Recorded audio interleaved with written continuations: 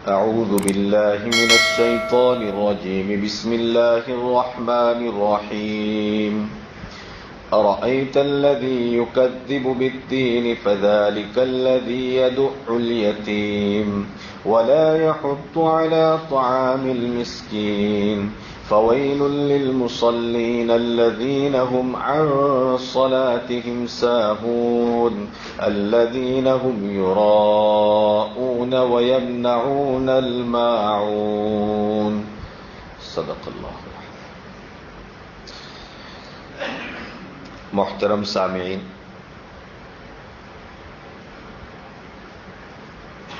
ہم نے ان لوگوں کے کردار کے سلسلے میں کہ جو جزا اور بدلے کے دن کو جھٹلاتے ہیں، یہ پڑھا کہ ان کا ایک برا کردار یہ ہے کہ روزے جزا کے منکر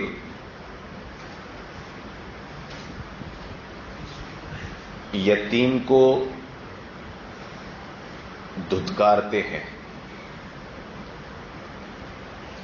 اسے دھکے دے کر نکالتے ہیں،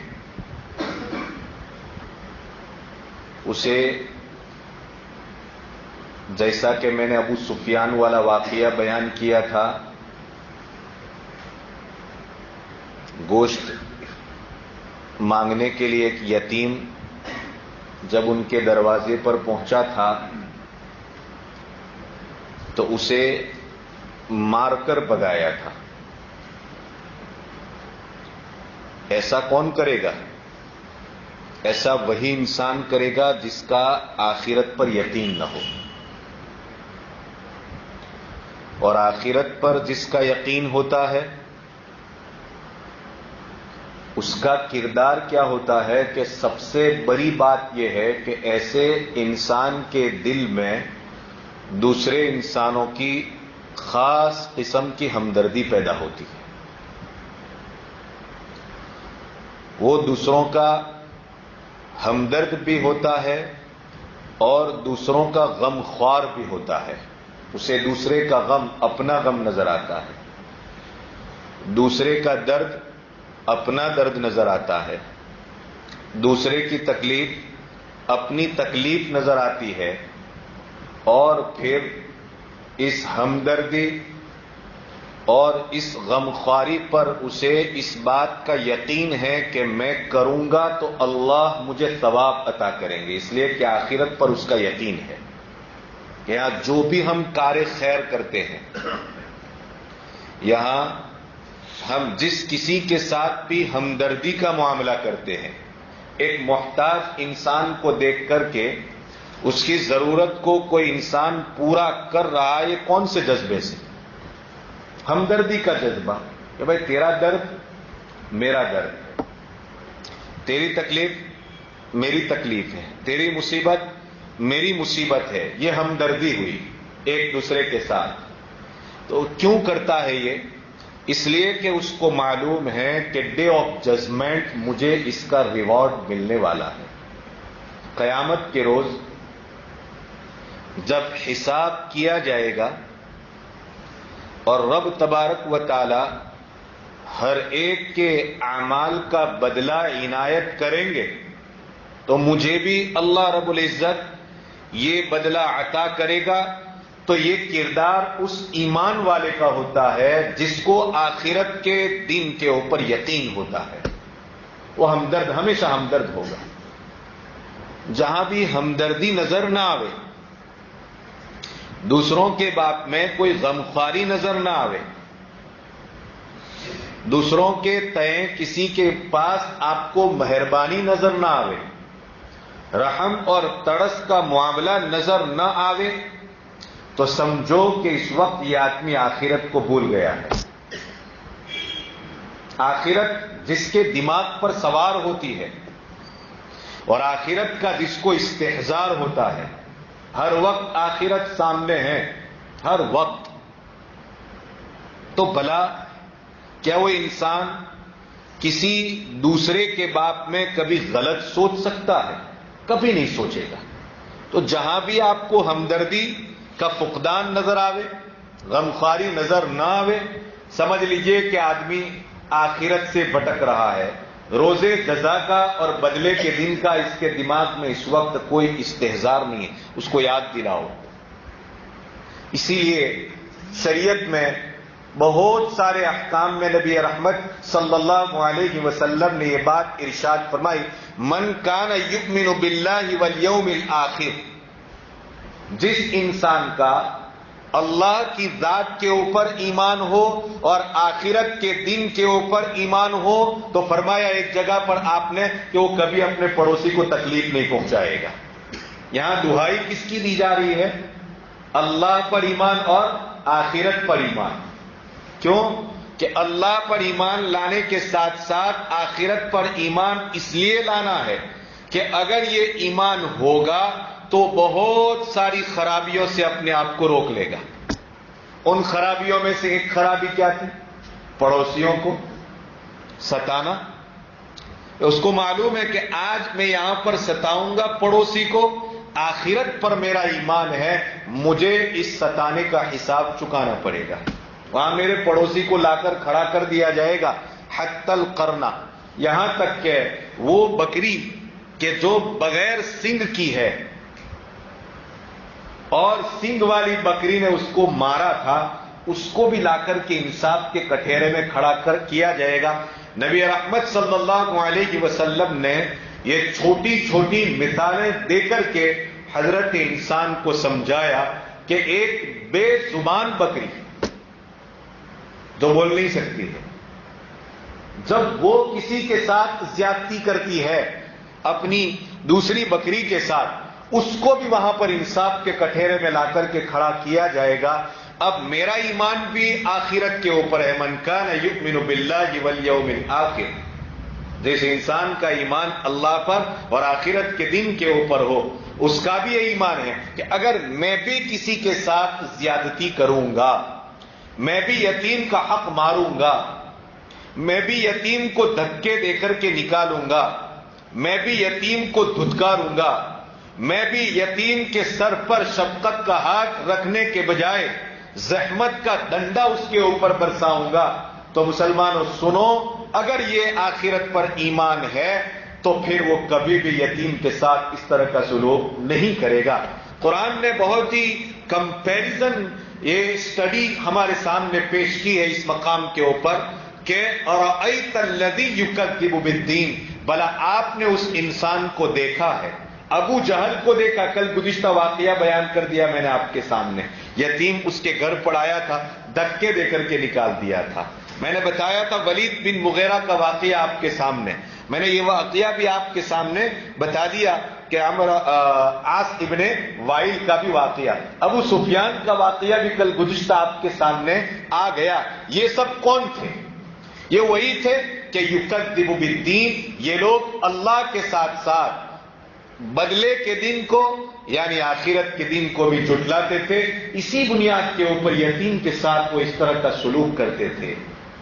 بات سمجھ میں آئی کہ ایک کردار اس کا ہوتا ہے جو آخرت پر یقین رکھتا ہے، اور ایک کردار اس کا ہوتا ہے جو آخرت کے دن کے اوپر، بدلے کے دن کے اوپر یقین نہیں رکھتا ہے. یہاں دو کردار ہے، یہاں دو رول ہے. دو پارٹ میں ان دو رولوں کو تقسیم کر دیا گیا ہے، دو کالم میں اس کو بانٹ دیا گیا ہے. ایک کالم میں وہ انسان کھڑا ہے جو آخرت کے دن پر ایمان ہے، اور ایک کالم میں وہ کافر کھڑا ہے جس کا آخرت کے دن کے اوپر ایمان نہیں. ایمان والے کا کردار یہ ہے یتیم کے سر پر شفقت کا ہاتھ رکھتا ہے. کل میں نے بتایا تھا من ضم الیہ یتیما. جس انسان نے اپنے ساتھ یتیم کو ملا لیا، کیا مطلب؟ یتیم کو شفقت کے ساتھ اپنی شفقت کی گود میں بٹھایا، اس کے سر کے اوپر شفقت اور مہربانی کا ہاتھ رکھا. پیارے آقا جناب محمد رسول اللہ صلی اللہ علیہ وسلم ارشاد فرماتے ہیں وجبت لہ الجنہ. جنت اس کے لیے واجب. مسئلہ ختم. کیا چاہیے مجھے اور آپ کو؟ میرے ایک ایک عمل کے پیچھے منشا کیا؟ اللہ کی رضا اور اس کے بنائی ہوئی جنت کا استحقاق، بس یہی تو منشا ہے۔ میں بار بار کہتا ہوں، ورنہ یہ چند روزہ زندگی تو ختم کر کے جانا ہی جانا ہے، مان نہ مان مرنا ہی ہے تمہیں اور مجھے۔ کوئی اس سے اپنے آپ کو بچانا چاہے تو نہیں بچا سکتا۔ تو منشا کیا ہے؟ یہ اعمال کا، اور ہر ایک عمل کے پیچھے ایک ہی مقصد ہے، اللہ کی رضا، اور اس کی رضا کے ذریعے انسان اس کی بنائی ہوئی جنت کا مستحق بن جائے، یہی منشا ہے۔ بتا دیا یہاں پر میرا کردار ایمان والا ہوں میں، یہ ہونا چاہیے۔ خرابیاں تو بے ایمانوں میں بہت ساری ہے، بہت ساری، حد سے زیادہ دھوکہ۔ قرآن نے اس منظر کو بھی بیان کیا، یخادعون اللہ وہو خادعہم، وہ اللہ کو دھوکہ دیتے ہیں اور اللہ ان کو دھوکہ دیتا ہے۔ ومکروا ومکر اللہ، وہ اللہ کے ساتھ داؤ پیچ کھیلتے ہیں، ومکر اللہ، اللہ بھی داؤ پیچ کھیلتا ہے، واللہ خیر الماکرین، اور اللہ سب سے بہتر تدبیر کرنے والا ہے۔ اللہ کا داؤ سب سے بہتر داؤ ہے، اس سے بڑا کسی کا داؤ نہیں ہو سکتا ہے۔ تو قرآن نے بیان فرمایا، فذلک الذی یدع الیتیم، پس وہ شخص ہے یدع الیتیم جو یتیم کو دھکے دے کر کے نکالتا ہے۔ ایک کردار۔ دوسرا کردار بھی یہاں پر بیان فرمایا، دوسری سیرت بھی بیان فرمائی اس انسان کی جو آخرت کو جھٹلاتا ہے، جو روز جزا کو جھٹلاتا ہے، وہ یہ کہ ولا یحض علی طعام المسکین، ولا یحض علی طعام المسکین، اور وہ مسکین کا کھانا دینے پر اکساتا نہیں ہے، کسی کو ترغیب نہیں دیتا ہے۔ بڑی عجیب بات ہے، قرآن اگر آپ کو عربی زبان سمجھ میں آتی ہے، یعنی کہ اللہ نے کہ ولا یحض علی اطعام المسکین، مسکینوں کو کھانا کھلانے پر رغبت نہیں دیتا، بلکہ کیا کہا؟ علی طعام المسکین۔ اللہ رب العزت نے ہر مالدار کے مال میں مسکین کا حق رکھا ہے۔ یہ حقیقت آپ کو قرآن کی زبان میں سمجھنی پڑے گی۔ ہر مالدار کے مال میں، بات سمجھو، ہر مالدار کے مال میں اللہ تبارک و تعالیٰ نے ایک محتاج، ایک مسکین، ایک ضرورت مند اور ایک فقیر کا حصہ پہلے سے رکھا ہے۔ ہم بہت سی مرتبہ کوئی ہم سے مانگتا ہے تو یوں کہہ دیتے ہیں کہ تو بکوائی ہو، تو نوکوائی ہو، بانو مال سے، یہ جملے ہوتے ہیں۔ میں بتاؤں آپ کو، قرآن کی آیت سے بالکل پروف کر کے کرتا ہوں، بالکل ویریفائڈ بات آپ کے سامنے، وفی اموالہم حق للسائل والمحروم، اور ان مالداروں کے مال میں حق للسائل والمحروم، حق ہے ہر اس انسان کا جو تمہارے دروازے کے اوپر مانگنے کے لیے آئے، اور ہر وہ انسان جو تمہارے دروازے پر مانگنے کے لیے نہیں آتا لیکن محروم ہے، تمہارے مال میں اللہ تبارک و تعالیٰ نے حق رکھا ہے۔ لہذا میں کھلاتا ہوں، میں پلاتا ہوں، یہ تصور ایک مومن کا نہیں ہوتا ہے۔ اللہ یطعمنی ویسقین، اللہ کھلاتا ہے، اللہ پلاتا ہے، ہم تو درمیان میں ایک ذریعہ ہے، بس اس سے زیادہ میری اور آپ کی کوئی حیثیت نہیں ہے۔ اور وہ بھی ذریعہ بھی کیوں بنایا؟ وہ بھی اس لیے کہ میری آخرت بنانے کے لیے، کہ اگر میں اس کام میں آ جاؤں تو میں اللہ کی رضا کو حاصل کرنے والا بن جاؤں، میرا اپنا کوئی کمال نہیں۔ یہ بھی اللہ کا احسان ہے کہ مجھے اور آپ کو ذریعے کے طور پر منتخب کیا، وسیلے کے طور پر منتخب کیا، انسان کو اس کے اوقات یاد دلا دے اللہ تبارک و تعالی۔ اسی لیے ایک مرتبہ پیارے آقا جناب محمد رسول اللہ صلی اللہ علیہ وسلم نے زکوٰۃ کے سلسلے میں ایک بات بیان فرماتے ہوئے یوں ارشاد فرمایا، تؤخذ من اموالہم تؤخذ من اغنیائہم وترد الی فقرائہم، کہ زکوٰۃ کا یہ مال مالداروں سے لیا جائے گا اور مالداروں سے لے کر کے فقیر اور محتاجوں کو دیا جائے گا۔ اور یہ لینے اور دینے کا کام کون کرے گا؟ اگر اسلامی حکومت ہے تو خلیفۃ المسلمین، امام المسلمین، یا امام المسلمین خلیفۃ المسلمین کا کوئی نائب، یا ان کی طرف سے مقرر اور متعین کردہ کوئی قاضی، یا قاضی کی طرف سے متعین اور مقرر کردہ کوئی وہ فرد جو لوگوں سے ادھر سے لے گا اور ادھر دے گا. اللہ تبارک و تعالیٰ نے اس بات کو بھی 2 کالموں میں تقسیم فرما دیا. ایک مالداروں کا کالم, ایک فقیروں کا کالم. مالداروں کو دے کر کے آزمایا کہ تم دیتے ہو کہ نہیں دیتے ہو, اور غریب اور فقیر اور محتاجوں کو محتاج بنا کر کے آزمایا کہ تم اس پر صبر کرتے ہو یا پھر ہائی واویلا گلے اور شکوے اور شکایتیں کرتے ہو. بڑی عجیب بات ہے. اللہ تبارک و تعالیٰ کی حکمت کو کون جان سکتا ہے کہ کیوں اس نے مجھے مالدار بنایا, کیوں اس نے مجھے غریب بنایا, کیوں اس نے مجھے محتاج بنایا, کیوں اس نے مجھے لینے والا بنایا, کیوں اس نے مجھے دینے والا بنایا. اصل حکمتیں اور اصل اس کا راز, اس کا سیکریٹ اور اس کا رہسیہ کون جانتا ہے؟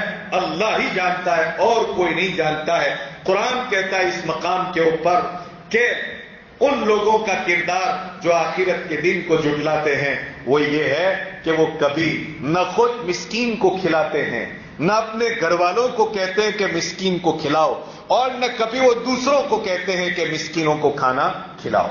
کبھی کسی کو رغبت ہی نہیں دیتے. کیوں؟ اس بنیاد پر کہ ان کو یہ یقین ہی نہیں ہے کہ جناب میں کسی کو کھلاؤں گا تو اس کا اللہ کے یہاں مجھ کو ثواب ملے گا. وجہ کیا؟ وجہ تو سمجھ میں آ گئی, کیونکہ آخرت پر یقین ہی نہیں ہے. آخرت پر یقین ہوگا تو مسجد نور میں افطاری ہوگی اور لوگ آ کر کے افطار کرائیں گے. صحیح تو کہہ رہا ہوں. آخرت پر یقین ہوگا تو مسجد نور میں آنے والے مسافرین کو سحری کروائی جائے گی. آخرت پر یقین ہوگا تو مسجد نور آنے والے غریب, غربا, محتاج, مسکین, فقیر اور مسافرین کو افطار, سحری اور اس کے علاوہ دیگر ایام میں کھانے پینے کا انتظام کیا جائے گا, اس بنیاد پر کہ یہاں کے انتظامیہ اور اس انتظامیہ سے جڑے ہوئے افراد کا یقین ہے کہ آج ہم یہاں کھلا رہے ہیں, آئندہ کل اللہ من عسل مصفا, صاف ستھرے شہد کی نہروں سے ہم کو شہد پلائیں گے, آخرت میں دیں گے. یہ یقین ہوگا تو, اور یہ یقین جائے گا تو باپو یہاں کا دسترخوان لپیٹ لیا جائے گا. سمجھنے کی چیز ہے یہ کردار میرا اور آپ کا, ایمان والوں کا یہ کردار ہے. ورنہ لوگ بھوکے مر رہے ہیں, کوئی ان کا پرسان حال نہیں ہے. ایک ایمان والا جتنا ہمدرد ہوتا ہے کسی محتاج کے سلسلے میں, اسی وجہ سے تو ہے. آپ دیکھو کسی مندر پر کسی فقیر کو آپ نہیں دیکھیں گے, لیکن کسی مسجد پر ضرور اس فقیر کو دیکھیں گے جس کا تعلق اسلام سے نہیں ہے. اس کو معلوم ہے کہ یہاں ہمدردی بنسبت دوسروں کی کیا ہے بولو زیادہ ہے. آپ دیکھیں اس کا, ہم تو جاتے ہیں دیکھتے ہیں, ملک میں گھومتے ہیں پھرتے ہیں, آپ بھی دیکھتے ہوں گے. مسجد کے پاس ایمان والا بھی آ کر مانگے گا اور بے ایمان بھی مانگے گا. ہم روزانہ دیکھتے ہیں اپنی مسجد کے باہر, روزانہ. وجہ کیا؟ اس لیے کہ سبھی جانتے ہیں کہ ان کا عقیدہ جو آخرت کا عقیدہ ہے وہ اتنا مضبوط اور اسٹیل کانکریٹ ہے کہ ایسا عقیدہ دنیا میں بسنے والی کسی بھی قوم کا نہیں ہے. اللہ نے یہود و نصارہ کو یہ عقیدہ دیا تھا, لیکن ان کا یہ عقیدہ برائے نام ہے. ان کے پاس بھی اس کا کوئی مضبوط عقیدہ نہیں ہے. جتنا مضبوط عقیدہ کس کا ہے؟ ایک مسلمان کا ہے, ایک ایمان والے کا ہے. کیا کہ ایک دانہ بھی اگر کسی کو کھلائیں گے, ایک دانہ بھی, اللہ رب العزت دنیا میں بھی اور آخرت میں بھی اضعافا مضاعفہ ہے, دگنا چگنا کر کے اللہ تبارک و تعالی عطا فرمائیں گے. یہ عقیدہ میرا اور آپ کا ہے. اللہ نے کافروں کا عقیدہ, منکرین کا عقیدہ, منکرین کا کردار اور ان کی سیرت کو بیان فرمایا کہ ولا یحض علی طعام المسکین, مسکینوں کو کھانا کھلانے کی کوئی رغبت نہیں دیتے ہیں. یہ لوگ بخیل ہیں, بخلا آ جاتا ہے. بڑے بڑے نام آپ نے سنے, بڑے بڑے نام سنے. اگر ان کے کل مال میں سے 1/3 مال کو ہندوستان کے غربا پر تقسیم کیا جائے تو مان لیجئے کہ کئی سالوں تک کے لیے ہندوستان کے غریب کو اپنا کاسہ گدائی, اپنا فقیری کا پیالہ لے کر در در بھٹکنے کی ضرورت نہیں پڑے گی. لیکن الحمدللہ اہل ایمان کے یہاں آپ دیکھیں دسترخوان لگائے جاتے ہیں. بڑے بڑے شہروں میں آپ دیکھیں ضرورت مند, مدارس والے, مسجد والے, فقیر, غربا, اور جن کی جو ضرورتیں ہیں لائن لگ جاتی ہے، روزانہ لائن لگتی ہے، اور روزانہ ان کو ہزاروں کی اور لاکھوں کی تعداد میں لوگ خیر خیرات میں مشغول ہے. اتنی محنت سے کمایا ہوا پیسہ انسان خیرات کر رہا ہے، آخر کوئی تو ریزن ہے اس کے پیچھے. وہ یہی ریزن ہے کہ ان کا عقیدہ آخرت مضبوط ہے، اللہ کے یہاں ضرور ملنے والا ہے. دنیا میں بھی دے گا اللہ اور آخرت میں بھی اللہ تبارک و تعالیٰ دے گا. تو میں نے بتایا بہت ساری خرابیاں ان لوگوں میں پائی جاتی ہے. کن میں؟ جو آخرت کا انکار کرتے ہیں، روزے جزا کا انکار کرتے ہیں. ان میں دو بنیادی خرابیوں کو قرآن نے اس مقام پر ذکر کیا. ورنہ میں ابھی شمار کراؤں، قرآن کی دوسری آیات میں بہت ساری چیزیں ہی بیان کی ہے کہ آخرت کا منکر پڑوسیوں کو ستاتا ہے، آخرت کا منکر انسانوں کو زندہ جلاتا ہے، اس لیے کہ اس کو یہ عقیدہ ہی نہیں ہے کہ مجھے جلنا ہے. آپ دیکھیں دنیا میں انسانوں کو زندہ جلایا جا رہا ہے، جلایا جاتا ہے کہ نہیں؟ آخرت کے منکر ایک چھت کے نیچے انسان آرام کر رہا ہے، چھت کے نیچے سردی گرمی سے اپنی حفاظت کا انتظام کر رہا ہے، بارش کے موسم میں بارش کے قطرات سے بچے گا، اپنے بچوں کو اپنی بہو بیٹیوں کو لے کر کے بیٹھے گا. آخرت پر اگر یقین ہے سزائیں تجویز کی جائے گی، لیکن کبھی بھی ان کے مکانات کو بلڈوز نہیں کیا جائے گا. آخرت کا یقین جب کمزور پڑا تو یہ صورتحال پیدا ہوئی. سمجھ میں آ رہی ہے بات؟ وَلَا يَحُضُّ عَلَىٰ طَعَامِ الْمِسْكِينِ. علماء نے لکھا ہے کہ اس سورت شریفہ کا یہ آدھا حصہ نبی اکرم صلی اللہ علیہ وسلم کے مکی دور میں نازل ہوا، آدھا حصہ. اب آنے والا آدھا حصہ فَوَيْلٌ لِّلْمُصَلِّينَ الَّذِينَ هُمْ عَنْ صَلَاتِهِمْ سَاهُونَ سے لے کر کے وَيَمْنَعُونَ الْمَاعُونَ تک کا آدھا حصہ نبی اکرم صلی اللہ علیہ وسلم کے مدنی دور میں نازل ہوا. آدھی سورت یہاں اور آدھی سورت وہاں نازل ہوئی. بات تو سمجھ میں آ رہی ہے آپ لوگوں کو؟ یعنی جو کیا کہتے ہیں یہ 1، 2 اور 3 آیتیں کہاں نازل ہوئی؟ مکۃ المکرمہ کی زندگی میں، مکے میں نازل ہوئے نہیں. آپ کا مکی دور، پہلے آپ کا دور کون سا تھا؟ مکی. پھر آپ علیہ الصلوۃ والسلام ہجرت فرما کر کے کہاں تشریف لے گئے؟ مدینہ. تو ہجرت کے بعد جو آیتیں نازل ہوئی ان کو مدنی کہا جاتا ہے. ہجرت سے پہلے جو آیتیں نازل ہوئی ان کو کیا کہا جاتا ہے؟ مکی کہا جاتا ہے. اس لیے عموماً مکی آیتوں میں آپ کو میں بتاتا ہوں گوڑ کی بات، مکی آیتوں میں عموماً کفر یا اسلام، بس 2 ہی باتوں کا تذکرہ ہوگا. اس لیے کہ مکی دور میں یا تو کفر تھا یا کیا تھا؟ اسلام تھا. ایک انسان یا تو مسلمان ہے یا پھر کیا ہے؟ کافر ہے. کوئی تیسری قسم یہاں پر نہیں تھی. لیکن مدنی دور میں کچھ ایسے بھی لوگ پیدا ہوئے جن کا سرغنہ، جن کا گرو گھنٹال عبداللہ ابن ابی ابن سلول اینڈ کمپنی. سمجھ میں آ گئی بات؟ اور اس کے چیلے چپٹے ہم کہتے ہیں کمپنی. عبداللہ ابن ابی ابن سلول نام تو یاد ہے کہ نہیں؟ ہاں. آج کے ابلیسوں کا نام آپ یاد رکھتے ہیں تو اس زمانے کے اس طرح کے ابلیس کا نام بھی آپ کو یاد ہونا چاہیے. عبداللہ ابن ابی ابن سلول جو ایک منافق تھا. یہ تیسری قسم منافق. ایک ہے کافر علی الاعلان خدا کا یا محمد رسول اللہ صلی اللہ علیہ وسلم کی رسالت کا، یا دونوں کا کیا کرتا ہو؟ انکار کرتا ہو. کیا ہے بولو؟ کافر. اور دوسرا علی الاعلان محمد رسول اللہ صلی اللہ علیہ وسلم کی رسالت کا اعتراف کرتا ہے اور کفر اس کے دل میں ذرہ برابر بھی موجود نہیں ہے. کیا ہے؟ مومن، مسلمان. اور ایک وہ ہے مدینے میں جب آپ علیہ الصلوۃ والسلام مدینہ منورہ میں تشریف لے گئے، یہی وہ عبداللہ ابن ابی ابن سلول تھا جس کے سر کے اوپر مدینہ کی ریاست کا تاج رکھا جانے والا تھا. لیکن بات بگڑ گئی. محمد عربی صلی اللہ علیہ وسلم وہاں پہنچے. ہائی آپ کے اخلاق کریمانہ کو دیکھ کر کے پورا مدینہ آپ کا دل دادا ہو گیا. بات بگڑ گئی. خیر اس نے جب دیکھا کہ یہاں اب محمد عربی صلی اللہ علیہ وسلم کا ٹوٹی بولتا ہے، آپ ہی کے لوگ ہم نوا بن گئے ہیں، آپ کے اخلاق کو دیکھ کر، آپ کے کردار کو دیکھ کر، آپ کے بیسٹ کیریکٹر کو دیکھ کر، بلکہ سب سے نمایاں کیریکٹر کو دیکھ کر کے پورا مدینہ گویا کہ آپ علیہ الصلوۃ والسلام کی طرف کشاکش ایک دم کھینچا چلا جا رہا ہے۔ اس نے بھی لوگوں کی دیکھا دیکھی ظاہری طور پر اپنے اسلام کا اعلان کیا، لیکن اپنے اندر انہوں نے کفر اور شرک کو چھپا کر کے رکھا تھا۔ ایسوں کو کیا کہا جاتا ہے؟ جو زبان سے تو اور ظاہری طور پر، ظاہری اعمال سے تو اپنے آپ کو مسلمان بنا کر کے پیش کرے، لیکن اندر میں کفر چھپا ہوا ہو، اس کو کیا کہا جاتا ہے؟ منافق کہا جاتا ہے۔ اس سورت شریفہ میں قرآن گویا کہ کہتا ہے کہ تم نے منکرین کا حال تو دیکھ لیا، اب ذرا منافقین کا حال بھی دیکھ لو۔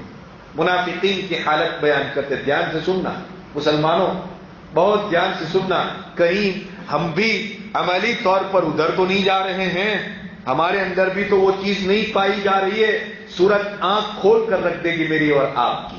اللہ تبارک و تعالیٰ فرماتے ہیں منافقین کا حال، فَوَيْلٌ لِّلْمُصَلِّينَ الَّذِينَ هُمْ عَنْ صَلَاتِهِمْ سَاهُونَ۔ تباہی ہے اور بربادی ہے، ہلاکت ہے ان نمازیوں کے لیے، ان نماز پڑھنے والوں کے لیے جو اپنی نماز میں غفلت برتتے ہیں۔ ہلاکت ہے۔ پہلے تو یہاں مسئلہ ذرا کلیئر کرتا چلو، بہت دنوں سے مسئلہ نہیں آیا ہے، دھیان سے سمجھو اس کو۔ پہلے ترجمہ کرتا ہوں، سنو۔ فویل للمصلین، آپ پڑھتے ہیں نا یہ سورت تو پڑھتے ہیں نا، نماز میں دل کو یاد ہے، پڑھتے ہی ہوں گے، ذرا توجہ چاہتا ہوں۔ فویل للمصلین، یہاں پر اگر آپ اٹک جاتے ہیں، وقف کرتے ہیں، وقف اٹکنا، سانس توڑ دیتے ہیں، ترجمہ ہوتا ہے ہلاکت ہو، ہلاکت ہے، بربادی ہے، تباہی ہے نماز پڑھنے والوں کے لیے۔ کیا یہ میننگ درست ہو سکتا ہے؟ آپ سے پوچھتا ہوں، نہیں ہو سکتا۔ یہ مطلب درست ہوا نہیں ہوا۔ بھائی نماز پڑھنے والا کیسے ہلاک ہو جائے؟ نماز پڑھنے والا کیسے تباہ اور برباد ہو جائے؟ فویل للمصلین، یہاں پر اٹک گئے، نماز فاسد ہو جائے گی جناب۔ آپ کو آیت یوں پڑھنی ہے، فویل للمصلین الذین هم عن صلاتهم ساہون، ملا کر اس کو پڑھنا ہے، المصلین الذین هم عن صلاتهم ساہون، درمیان میں سانس نہیں توڑنا ہے، اس لیے کہ اب اس صورت میں معنی ہوتا ہے ہلاکت ہے ان نمازیوں کے لیے جو اپنی نماز میں غفلت برتتے ہیں۔ تو ظاہر سی بات ہے، غفلت برتنے والوں کے لیے تو کیا ہے؟ ہلاکت ہے، تباہی ہے، بربادی ہے، سمجھ میں آتا، لیکن صرف نماز پڑھنے والوں کے لیے تباہی اور بربادی ہو، یہ بات سمجھ میں نہیں آتی۔ لیکن ایسا میننگ کب پیدا ہوتا ہے؟ جب کہ ہم آیت کے درمیان میں ٹکڑا کر دیتے ہیں اور سانس توڑ دیتے ہیں۔ لہذا جب بھی ہم اس آیت کو پڑھیں گے، اس مقام پر، ہر جگہ کی میں بات نہیں کرتا ہوں، اس مقام پر جب اس آیت کو پڑھیں گے تو کس طرح پڑھیں گے؟ فَوَيْلٌ لِّلْمُصَلِّينَ الَّذِينَ هُمْ عَن صَلَاتِهِمْ سَاهُونَ، یہ پورا پڑھیں گے۔ فَوَيْلٌ لِّلْمُصَلِّينَ، یہاں اٹک کر نہیں پڑھیں گے ورنہ ہماری نماز بیکار ہو جائے گی، پھر سے پڑھنی پڑے گی پھر ہم کو اپنی نماز۔ مسئلہ سمجھ میں آ گیا کہ نہیں آ گیا؟ یا پھر دوبارہ سمجھاؤں؟ فویل للمصلین پر اٹک جائیں گے تو ترجمہ بدل جائے گا، اور ملا کر پڑھیں گے تو ترجمہ درست ہو جائے گا۔ اور ہر نماز میں اس طرح سے آیتوں کو پڑھا جاتا ہے کہ جس سے ترجمہ میننگ لیس نہیں ہونا چاہیے، بلکہ میننگ فل آیت ہمیں پڑھنی ہے اور اسی طرح اٹکنا ہے، اور وہیں پر ہمیں سٹاپ کرنا ہے، ٹھہرنا ہے، جہاں پر آیت کے ترجمے بھی کیسے ہوتے ہو؟ درست ہوتے ہوں۔ اسی لیے ہم کہتے ہیں کہ جناب قرآن صرف مولویوں کے لیے نہیں، قرآن صرف حافظوں کے لیے نہیں، قرآن مسلمان کے ہر بالغ کے لیے ہے کہ وہ درست کر کے پڑھے، ہر بالغ کے لیے ہے کہ درست کر کے پڑھے۔ اور یہ درست کر کے مجھے اور آپ کو 7 سال کے اندر پڑھایا گیا، لیکن ہماری غفلت کا عالم یہ ہے کہ ہم نے قرآن کو چھوڑا تو درست کیا ہے غلط کیا ہے اس کا آج پتہ بھی نہیں ہے۔ صحیح تو کہہ رہا ہوں؟ مکتب کی تعلیم کیا تھی؟ یہی تو پڑھایا گیا کہ کہاں آیت کرنی اور کہاں آیت نہیں کرنی ہے۔ ہم نے وہ بہت ہی قیمتی زندگی گزاری ہے وہ، اور بہت قیمتی لمحات ہم نے اپنے آپ کو استاد کے حوالے کر کے جو ہے استعمال کیے ہیں، لیکن بڑے ہونے کے بعد اور دنیا کے جھمیلوں میں پڑنے کے بعد اس چیز کی قدر و قیمت ہم نے نہیں جانی. نتیجہ یہ نکلا کہ وہ صورتیں جو یاد کی تھی وہ بھی بھول گئے. چہ جائے کہ ہم اس کو درست پڑھ سکیں. وہ کلمہ جو ہم نے یاد کیے تھے گجرات کا، اور خاص طور پر ہمارے سورت، بروچ، بڑودہ، آرن، احمد آباد اور دوسرا پورا گجرات ہی کہہ لیجئے، یہاں کے مکتب کی تعلیم کا کوئی دوسرا مقابلہ نہیں کر سکتا. حنیف بھائی، ہم یہاں ہندوستان گھومنے کے بعد یہ بات کہہ رہا ہوں بڑی ذمہ داری کے ساتھ، الا ماشاءاللہ میں بڑی مجموعی اعتبار سے یہ بات کرتا ہوں کہ یہاں جو درجہ بدرجہ تعلیم دی جاتی ہے اور پھر اس کا جو ایک سلیبس اور ایک نصاب جو تیار کیا گیا ہے، بڑا بہترین نصاب ہے. اگر اس نصاب کو پڑھنے والا بچہ بعد میں چل کر کے بھی اس کا ریویژن رکھے تو میں سمجھتا ہوں کہ بہت سارے مسائل سے اس کو علماء کے پاس جانے کی ضرورت بھی نہیں پڑتی ہے. تعلیم الاسلام ہم نے پڑھی کہ نہیں؟ کتنے سارے مسائل، بڑے بڑے علماء جو مسائل بیان کرتے ہیں وہ مسائل ہم نے اپنے بچپن میں پڑھے ہیں، بلکہ ہم نے تو تعلیم الاسلام کا پہلا اور دوسرا حصہ ہمارے استاد نے تو ہم کو زبانی یاد کرایا. یہ تعلیم ہے ہماری، لیکن ہم بھول جاتے ہیں. ہم نے اس کے اوپر توجہ نہیں دی. بہت بڑا خسارہ ہے، بہت بڑا نقصان کہ ہمارے بچپن کا یہ قیمتی وقت ہم نے اس طرح سے گزارا تھا، بعد میں چل کر کے توجہ نہ دیتے ہوئے ہم نے اس کو ضائع کر دیا. مبارکباد ہے، خوش نصیب ہیں وہ لوگ جنہوں نے اس تعلیم کو باقی رکھا اور اب بھی اس کو انہوں نے اپنی زندگیوں میں برقرار رکھا ہے. مبارکبادی کے لائق اور قابل خوش نصیب ہے ایسے لوگ. بہرحال تو مسئلہ آپ کی سمجھ میں آ گیا. اب آگے بڑھیے. اللہ تبارک و تعالیٰ فرماتے ہیں فویل للمصلین الذین هم عن صلاتهم ساہون. منافق اور مومن کا فرق بھی سمجھ میں آ گیا. مومن کو نماز کی فکر ہوتی ہے، اس کو ہر وقت یہ فکر لگی رہتی ہے کہ جناب اذان ہوئی کہ نہیں ہوئی، اب اگر ہو گئی ہے تو چلو جلدی سے نماز پڑھ لے. وہ مسافر ہے، سفر میں جا رہا ہے، دوپہر کا وقت ہوتا ہے، سب سے پہلے اس کو یہ فکر دامنگیر ہوتی ہے کہ جناب نماز کا وقت ہو جائے تو کہیں بھی مسجد نظر آ جائے یا کوئی ہوٹل نظر آ جائے یا کوئی ایسی خاص اور پاک جگہ نظر آ جائے جہاں ہم نماز پڑھ سکتے، گاڑی کھڑی کر دیجیے. نماز کا وقت ہو گیا، ٹرین میں انسان جا رہا ہے، اس کے پاس سجدہ کرنے کی کافی جگہ بھی موجود نہیں، لیکن کیسے تیسے بھی وہ نماز پڑھنے کی فکر کرتا ہے. یہ ایمان والا ہے، یہ ایمان والا ہے. منافق قرآن بیان کرتا ہے الذین هم عن صلاتهم ساہون. انہیں نماز میں اتنی غفلت کہ پڑھی تب بھی کچھ کوئی مسئلہ نہیں اور نہ پڑھی تب بھی کوئی مسئلہ نہیں. اب مجھے بتائیے ہم عملی اعتبار سے کیا کر رہے ہیں؟ نماز کی ہمیں ایسی فکر ہے یا پھر اس طرح سے عن صلاتهم ساہون نماز میں غفلت برتتے ہیں؟ منافق کا حال بتاؤں میں آپ کو، پھر ہم اپنے معاشرے کے اوپر نظر کریں. منافق کا حال یہ ہے جناب کہ وہ نماز بھی پڑھتا ہے تو اس کو ثواب کی کوئی امید نہیں ہوتی ہے، اس لیے کہ اس کا عقیدہ آخرت اندر سے کمزور ہے.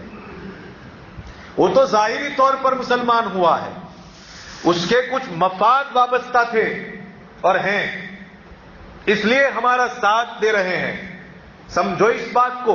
عبداللہ ابن ابی ابن سلول اور محمد عربی صلی اللہ علیہ وسلم کے درمیان جو رشتہ تھا، یعنی رشتہ تو ایمانی تھا ظاہری اعتبار سے، لیکن نور نبوت سے آپ نے بھانپ لیا تھا اور اللہ تبارک و تعالیٰ نے بذریعہ وحی مطلوع غیر مطلوع آپ کو بتلا دیا گیا تھا کہ یہ پورا ٹولہ جو آپ کو نظر آتا ہے یہ پورا کا پورا ٹولہ صرف ظاہری اعتبار سے مومن ہے، اندر میں انہوں نے کفر چھپا کر کے رکھا ہے. اس لیے اگر وہ نماز میں شریک بھی ہو جاتے ہیں تو ان کو ثواب کی کوئی امید نہیں ہوتی اور نماز کو چھوڑ بھی دیتے ہیں تو انہیں سزا کا بھی کوئی خوف نہیں ہوتا ہے. نماز پڑھتے ہیں تو ثواب کی کوئی امید نہیں اور نماز کو چھوڑ دیا تو کوئی خوف نہیں سزا کا، اس لیے کہ عقیدہ آخرت ہی نہیں ہے. دونوں کے حالات ایک جیسے ہیں، بس فرق اتنا کہ ایک نے سینے سے آخرت کا انکار کیا علانیہ اور ظاہری طور پر اس نے آخرت کا انکار کیا، اور انہوں نے اندر اندر آخرت کا انکار کیا۔ دونوں ایک ہی ہے نتیجے کے اعتبار سے دیکھا جائے تو۔ سمجھ میں آ رہی ہے بات؟ تو نماز پڑھتے ہیں تو ثواب کی امید نہیں، اور نماز چھوڑتے ہیں تو سزا کا کوئی خوف نہیں۔ اب ہمیں سوچنا ہے، ہم نماز پڑھتے ہیں تو ثواب کی امید رکھتے ہیں کہ نہیں رکھتے؟ ارے بتاؤ نا، رکھتے ہیں الحمدللہ، تب تو ہم مومن ہیں۔ نماز چھوٹ جاتی ہے تو کیا اللہ کی پکڑ کا ڈر لگتا ہے کہ نہیں لگتا؟ کہ بھائی نماز چھوڑیے، پکڑے جائیں گے قیامت کے دن، حساب دینا ہے۔ اگر یہ ہے تب تو سمجھو مومن ہیں ہم، اور اگر یہ نہیں تو پھر ہمارے اندر بھی نفاق والا عمل ہے۔ ہم منافق تو نہیں کہیں گے، لیکن نفاق والی خصلت ضرور پائی جاتی ہے۔ یہ منافق کا کردار بیان کیا جا رہا ہے، منافق کی شخصیت یہ ہے۔ اچھا، پھر منافق کب نماز پڑھتا ہے بتاتا ہوں میں آپ کو۔ ایک ایک بات جو میں آپ کے سامنے اس وقت بول رہا ہوں، مفسرین کا قول بول رہا ہوں میں آپ کے سامنے، دکھا دوں میں آپ کو پوری تفصیل آگے کی بات۔ پھر کب نماز پڑھتے ہیں؟ جب سب لوگوں میں اکٹھے ہو گئے، آ گئے تو پڑھ لی۔ کیا سبھی پڑھ رہے ہیں تو ہم کو بھی کیا ہے بولو، پڑھنی پڑے گی۔ جیسا کہ کچھ لوگ چند نمازیوں کے درمیان میں پھنس جاتے ہیں، کبھی نہیں سمجھ میں آئی بات۔ دعوت میں شریک ہوئے چند لوگ، اور سبھی دعوت میں شریک ہونے والے کیا تھے بھائی؟ نمازی تھے ماشاء اللہ، کہ بھائی کھانا بعد میں کھائیں گے، پہلے کیا کرتے ہیں؟ نماز پڑھتے ہیں۔ ان میں چند وہ لوگ بھی تھے جو نماز پڑھنے کے لیے کبھی مسجد کی سیڑھی پر قدم نہیں رکھتے، لیکن اب پھنس گئے ہیں۔ سمجھ میں آ رہی ہے بات؟ اب کیا ہوگا؟ اب نمازیوں کے درمیان میں کھڑے ہونا ہی پڑے گا۔ دوستو معاف کریں، منافق تو ہم نہیں کہہ سکتے، لیکن اتنا ضرور کہہ سکتے ہیں کہ یہ خصلت اور یہ عادت کن کی ہے؟ منافق کی ہے۔ یہ منافقوں والا عمل ہے، مومن کا عمل یہ نہیں ہے۔ مومن پھنستا نہیں ہے، مومن کو فکر ہوتی ہے۔ اللہ نے یہاں بیان فرمایا کہ الذین هم عن صلاتهم ساہون، منافق کا حال یہ ہے کہ جب موجود ہیں تو پڑھ لی، اور جب غائب ہے اذا غابوا واذا خفیہ، روایات کے الفاظ بول رہا ہوں، جب غائب ہوتے ہیں نمازیوں کی جماعت سے، جب دور ہوتے ہیں اور ان کو کوئی دیکھنے والا نہیں ہوتا ہے، تو ترک الصلاۃ، نماز کو کیا کر دیا؟ چھوڑ دیا۔ اب کوئی دیکھنے والا نہیں ہے، چلو کوئی مسئلہ نہیں، اس وجہ سے کہ پڑھی تھی وہ بھی صرف ظاہر کے اعتبار سے پڑھی تھی، اب نہیں بھی پڑھیں گے تو ہمیں کہاں سزا کی؟ سزا کا کوئی خوف ہے، چھوڑ دیتے ہیں نماز کو۔ ایک کتنی ہوئی؟ دو باتیں۔ ایک اور بات سنو، دھیان سے سنو، اور پھر اپنا بھی جائزہ لیتے چلے جائیں۔ میں اس وقت منافقین کا حال بیان کر رہا ہوں، لیکن ساتھ ساتھ میں آپ کو یہ بھی کہتا چلوں کہ ذرا اپنا حال بھی اس کے ساتھ ملاتے چلے جائیے، جائزہ لیجئے، ٹو ڈو انالیسس۔ ہم اپنی زندگی کی بھی کیا کریں بولو؟ انالیسس، اور اس کا تجزیہ کریں، صرف سننے والے نہیں بنیں گے، ہاں اپنی زندگی کا تجزیہ کریں گے، قرآن سے ہم اپنے آپ کو جوڑیں گے۔ میں نے پہلے دن یہ بات کہی تھی کہ یہ کہو کہ قرآن ہماری کتاب ہے۔ میں نے یہ بھی آپ سے کہا تھا پہلے دن، یہ سمجھو کہ قرآن میرا آئینہ ہے، اس میں میرا سب کچھ نظر آتا ہے۔ اس میں آؤ، اس آیت کی روشنی میں ہم اپنی زندگی اور اپنی نماز کو دیکھتے ہیں اس آئینے میں کہ میری نماز کا حال کیسا ہے۔ تیسری بات بیان فرماتے ہیں اس مقام کے اوپر کہ الذین یؤخرون الصلاۃ عن وقتها، نماز کا وقت ہو جاتا ہے، لوگ کہتے ہیں چلو نماز کے لیے، لوگ کیا کہتے ہیں؟ سب سے بڑی دعوت تو مسجد کا مؤذن دیتا ہے، سب سے بڑی دعوت، اس سے بڑا داعی اور کوئی نہیں ہے جناب، نماز کا اس سے بڑا داعی اور کوئی نہیں، گشت بھی نہیں، سب سے بڑا داعی نماز کا کون؟ مؤذن ہے، اس سے بڑا داعی اور کوئی نہیں ہو سکتا ہے، دعوت کا کام کر رہا ہے مؤذن، اور اس کی دعوت کے اوپر سنتے ہیں ہم، حی علی الصلاۃ، حی علی الصلاۃ، آؤ نماز کے لیے، آؤ نماز کے لیے، حی علی الفلاح، حی علی الفلاح، آؤ کامیابی کے لیے، آؤ کامیابی کے لیے۔ فجر میں کہتا ہے الصلاۃ خیر من النوم، نیند سے بہتر کیا ہے بھائی؟ نماز ہے. دعوت دیتا ہے کہ نہیں دیتا ہے؟ لیکن پتہ ہی نہیں چلتا ہے کہ یہ کس کو کہہ رہا ہے. عمل یہ بتا رہا ہے، وہ کدھر کو بلا رہا ہے کچھ پتہ ہی نہیں چلتا ہے. کیوں بلا رہا ہے؟ عملی زندگی پریکٹیکلی لائف یہ بتا رہی ہے کہ لوگ جو ہے چوراہوں کے اوپر بیٹھے ہوئے ہیں، لوگ اپنے بستر میں جو ہے لحاف کے اندر پڑے ہوئے ہیں، ایئر کنڈیشن کمروں کے اندر اپنے آپ کو اپنی میٹھی نیند سلا کر جو ہے مزے لے رہے ہیں نیند کے. ان کو پتہ ہی نہیں ہے آواز کس کو دی جا رہی ہے، کون بلا رہا ہے، کیوں بلا رہا ہے، کدھر کو بلا رہا ہے، کچھ پتہ نہیں. ہماری زندگی یہ بتا رہی ہے. خیر، الذین هم عن صلاتهم ساہون کی ایک تفسیر یوں کی گئی ہے، وہ منافق ایسے ہیں کہ نماز کو اس کے وقت سے مؤخر کر دیتے، لیٹ کرتے ہیں. بھائی وقت ہو گیا کہ پڑھتے ہیں. بے حد مول صاحب سمجھ میں آئی بات؟ اور پڑھے بھائی، اور وقت ہو گیا. بعض مفسرین فرماتے ہیں کہ یہاں تک اس کو مؤخر کرتے ہیں کہ نماز کا وقت ہی نکل جاتا ہے. نماز کا وقت بھی کیا ہے بولو؟ نکل جاتا ہے. اور پھر بالکل آخری وقت کے اندر کھڑے ہوتے ہیں.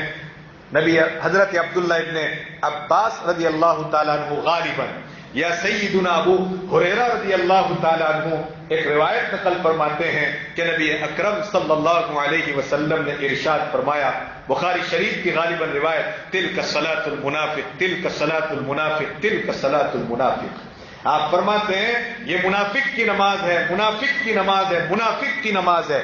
صحابہ کے تو کان کھڑے ہو جاتے تھے اس طرح، اور ہمارے کان نہیں کھڑے ہوتے، ہمارے آنکھیں بند ہو جاتی ہے. سمجھ میں آئی بات؟ سنو، سرکار کی بات بیان فرما رہا ہوں، دو عالم صلی اللہ علیہ وسلم کی.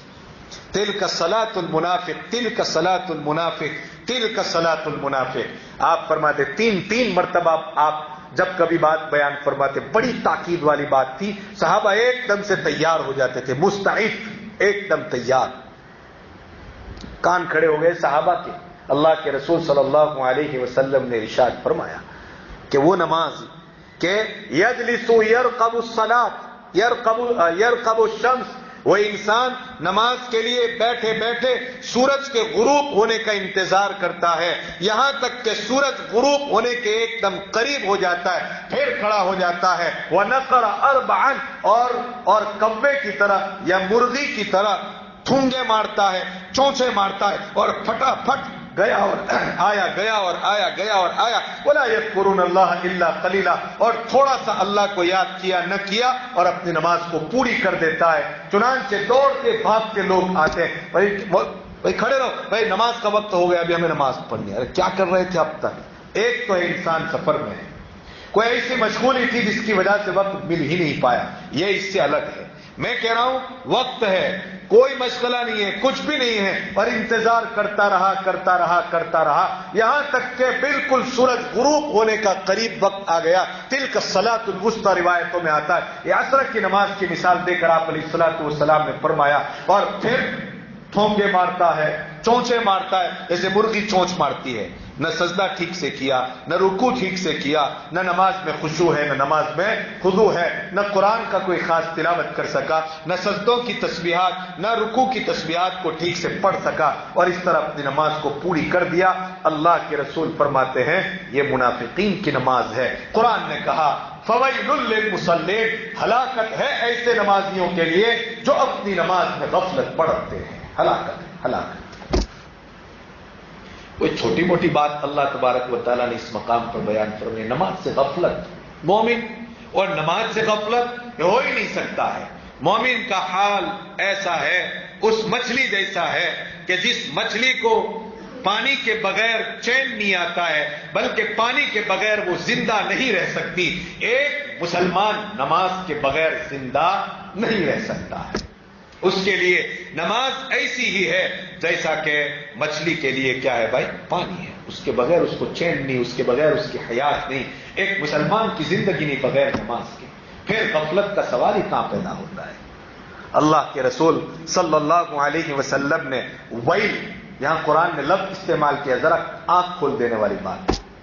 ویل، ایک ترجمہ میں نے ابھی آپ کے سامنے کیا، کیا؟ ہلاکت ہے. دوسرا، نبی رحمت صلی اللہ علیہ وسلم ارشاد فرماتے ہیں، حضرت عبداللہ ابن عباس رضی اللہ تعالیٰ عنہ اس روایت کے راوی ہے، آپ علیہ الصلوۃ والسلام نے ارشاد فرمایا، ویل، جہنم میں بہنے والی وہ وادی ہے، جہنم میں بہنے والی وہ وادی، جیسے جنت میں نہریں بہتی ہے، جہنم میں وادیاں بہتی ہے۔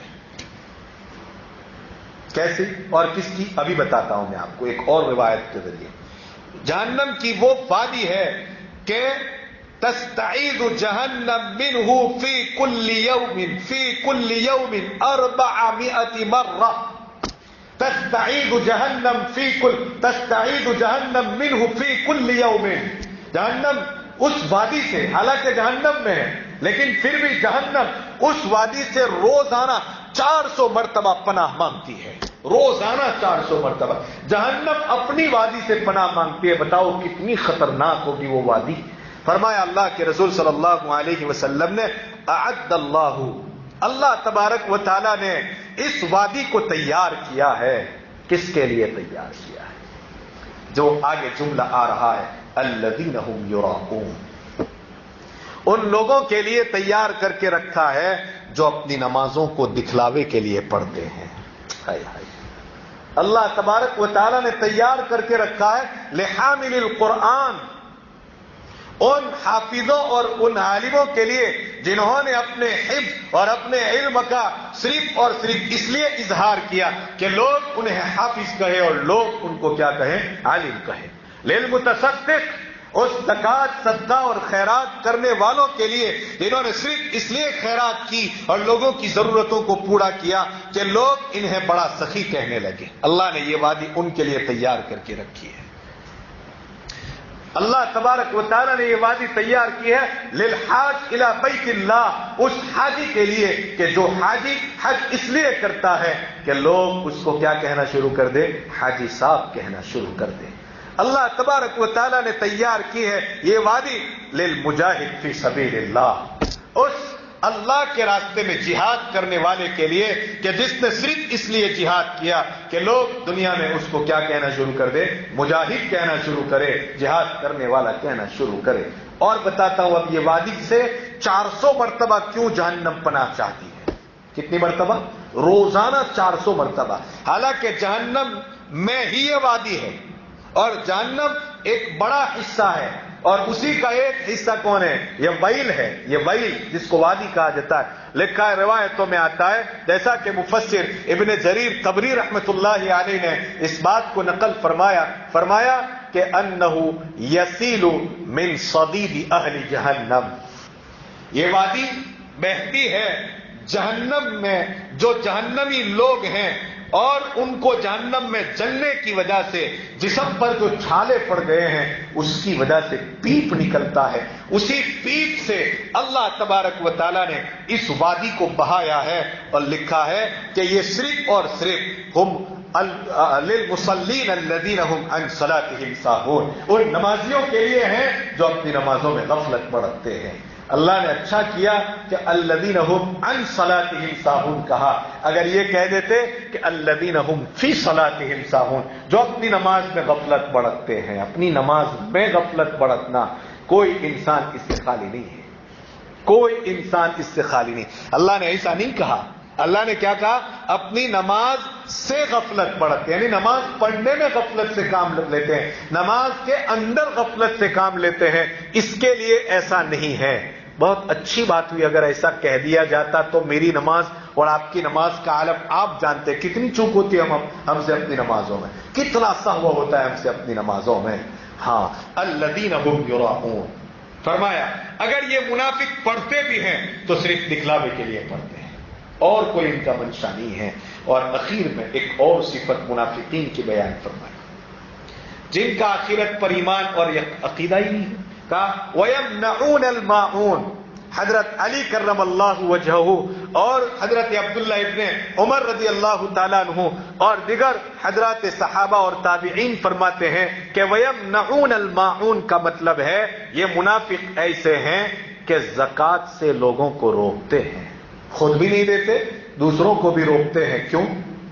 اس بنیاد پر کہ اپنا مال ہے اپنے کمائے اوروں کو کیسے دے دیں گے، اس پر ہمیں بعد میں ملنے والا بھی کیا ہے، ان کا یقین ہی نہیں ہے۔ وَيَمْنَعُونَ الْمَاعُونَ، زکوٰۃ سے لوگوں کو روکتے ہیں۔ جبکہ حضرت عبداللہ ابن عباس رضی اللہ تعالیٰ عنہ اور دیگر حضرات صحابہ و تابعین نے وَيَمْنَعُونَ الْمَاعُونَ کی تفسیر کی ہے، بڑی پیاری تفسیر کی ہے۔ فرماتے ہیں یہ منافق ایسے ہیں کہ روز مرہ کی جو ضرورت کی چیزیں ہیں ان ضرورت کی چیزوں سے بھی لوگوں کو روکتے ہیں۔ روز مرہ کی ضرورت کی چیز، اتنے بخیل ہو گئے ہیں یہ لوگ اور اتنے کنجوس ہو گئے۔ روز مرہ برتنے کی چیزیں، مثال کے طور پر کسی کو چھری کی ضرورت پڑ گئی، یہ ایسے معاملات ہیں کہ اس میں امیر غریب ہر ایک دوسرے سے لین دین کرتے ہیں نا۔ کسی کو پلیٹ کی ضرورت پڑ گئی، کسی کو کلہاڑے کی ضرورت پڑ گئی، کسی کو قلم کی ضرورت پڑ گئی، دیکھیں آپ، کسی کو چمچ کی ضرورت پڑ گئی، کسی کو کبھی ایسا ہوتا ہے کہ مہمان گھر پر زیادہ آ گئے تو کسی کو چارپائی کی ضرورت پڑ گئی، مہمان زیادہ آ گئے تو کسی کو کرسی کی ضرورت پڑ گئی۔ ہم جاتے ہیں اپنے پڑوس میں کرسی لینے کے لیے، ہم جاتے ہیں اپنے پڑوس میں اپنے مہمان کے لیے کیا کرنے کے لیے، چارپائی لینے کے لیے، پلنگ لینے کے لیے جاتے ہیں ہم اپنے پڑوس میں۔ کبھی دیا سلائی نہیں ہے کہ آج ہماری دیا سلائی ختم ہو گئی، اب دکان جائیں گے تو تاخیر ہو جائے گی، دیا سلائی اور ماچس لینے کے لیے جاتے ہیں نا۔ کبھی پلیٹ کی ضرورت پڑ گئی، کبھی چادر کی ضرورت پڑ گئی۔ الماعون یہ وہ برتنے کی چیزیں ہیں کہ جس میں امیر غریب سب کو اس کی ضرورت پڑتی رہتی ہے، اور ایک انسان کبھی بھی ان چیزوں کے لین دین سے منع کرتا نہیں ہے، لیکن منافق ایسے ہیں کہ ایسی لین دین کی چیزوں سے بھی لوگوں کو کیا کرتے ہیں، روکتے ہیں۔ لہذا ہمیں چاہیے کہ اس طرح کے کردار سے ہم اپنے آپ کو کیا کریں، بچائیں۔ کتنے کردار؟ خلاصہ نمبر 1، کبھی کسی کا حق ہم ضائع نہیں کریں گے، حقدار کو اس کا حق دے دیں گے، یتیموں کے سر کے اوپر شفقت کا ہاتھ رکھیں گے۔ ایک کردار، کوئی بھی محتاج اور ضرورت مند مجھے اور آپ کو نظر آئے گا، ہم کوشش کریں گے کہ یا تو خود اس کی ضرورت کو پورا کریں، اور نہیں کر سکتے تو دوست احباب کو تلقین کریں گے، ترغیب دیں گے، رغبت دلائیں گے کہ بھائی یہ کیسا آدمی ہے، ضرورت مند ہے، اس کی ضرورت کو کیا کیا جائے، پورا کیا جائے۔ 2 کردار ہوئے۔ تیسرا کردار یہ ہے کہ ہم نماز کے اندر کبھی بھی غفلت اور سستی سے کام نہیں لیں گے۔ منافقین کی نمازوں کا حال قرآن نے بیان کیا، وقت ہو گیا ورنہ میں بیان کرتا۔ والذین لا یأتون الصلاۃ الا وهم کسالى ولا ينفقون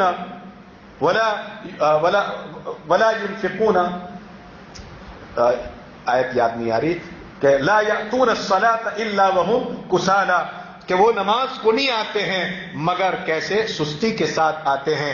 دوسری آیت میں فرمایا وَإِذَا قَامُوا إِلَى الصَّلَاةِ قَامُوا كُسَالَى يُرَاءُونَ النَّاسَ وَلَا يَذْكُرُونَ اللَّهَ إِلَّا قَلِيلًا، جب نماز میں کھڑے ہوتے ہیں تو سستی کے ساتھ کھڑے ہوتے ہیں۔ بتاؤں میں سستی کا ایک اور یہ بتا دوں، بات رہ جائے گی، بات پوری کر دوں اس جگہ پر۔ سستی کا عالم یہ ہے کہ کبھی ایسا حال ہوتا ہے ہماری سستی کا کہ ہمیں خود بھی پتا نہیں کہ میں نے پہلی آیت میں کون سی سورت پڑھی تھی۔ ہوتا ہے کہ امام کی بات چھوڑ دو، امام نے کیا پڑھا ہو تو اترنے کے بعد ہی پتہ نہیں چلتا ہے، ہمیں تو اپنا حال، اپنی نماز کیسی ہے اس کا بھی پتہ نہیں چلتا ہے۔ وَإِذَا قَامُوا إِلَى الصَّلَاةِ قَامُوا كُسَالَى يُرَاءُونَ النَّاسَ، لوگوں کو دکھلاوے کے لیے پڑھتے ہیں، وَلَا يَذْكُرُونَ اللَّهَ إِلَّا قَلِيلًا، اور بہت ہی کم اللہ کو یاد کرتے ہیں۔ تو بہرحال اپنی نمازوں میں غفلت سے کام نہ لیں، اور ریاکاری سے اپنے آپ کو بچائیں، اور برتنے کی چیزوں سے کبھی ہم منع نہ کریں، نہ کسی کو روکیں۔ یہ تھا آج کی پوری سورت کا خلاصہ۔ درود شریف۔ اللهم صل على سيدنا محمد وعلى آل سيدنا محمد وبارك وسلم۔ اے اللہ، ہم تیرے گنہگار بندے ہیں، ہمیں معاف فرما دے، زندگی کی بدعمالیوں سے درگزر فرما دے۔ یقیناً اے پروردگار، ہم بہت بڑے پاپی اور بہت بڑے مجرم ہیں، لیکن پروردگار ہمارے پاپوں اور ہمارے جرموں کے مقابلے میں اے اللہ تیری بخشش کئی گنا وسیع اور عریض ہے۔ اے پروردگار، ہم سب کی مغفرت کے فیصلے فرما دے، ہماری بخشش کے فیصلے فرما دے۔ اے اللہ، یہ رمضان کی مبارک گھڑیاں ہے، پروردگار ہم اپنے تمام چھوٹے بڑے گناہوں سے سچی پکی توبہ کرتے ہیں، اے اللہ ہماری توبہ کو قبول فرما لے اور ہمیں استقامت نصیب فرما۔ اے اللہ یہ بہت بڑی چیز ہے کہ اللہ ہدایت کے ملنے کے بعد ہدایت پر ہم جم جائیں۔ تیرے نبی نے بھی ہدایت پر جمنے کی دعا کی تھی، ثبت قلوبنا علی دینک، ثبت قلوبنا علی دینک، ثبت قلوبنا علی دینک۔ اے اللہ تیری ذات پر اور آخرت کے دن پر، جزا و سزا کے دن پر، حساب کے دن پر ہمیں کامل یقین پیدا فرما دے، کامل یقین پیدا فرما دے۔ اے اللہ منکرین کے اعمال سے ہماری حفاظت فرما، منافقین کے اعمال سے ہم سب کی پوری پوری حفاظت فرما۔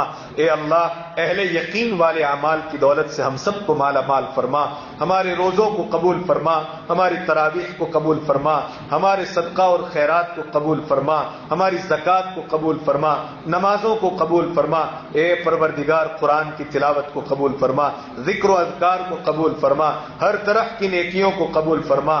اے کریم پروردگار ہم سب کو گناہوں سے بچا کر طاعات اور نیکیوں والی زندگی نصیب فرما۔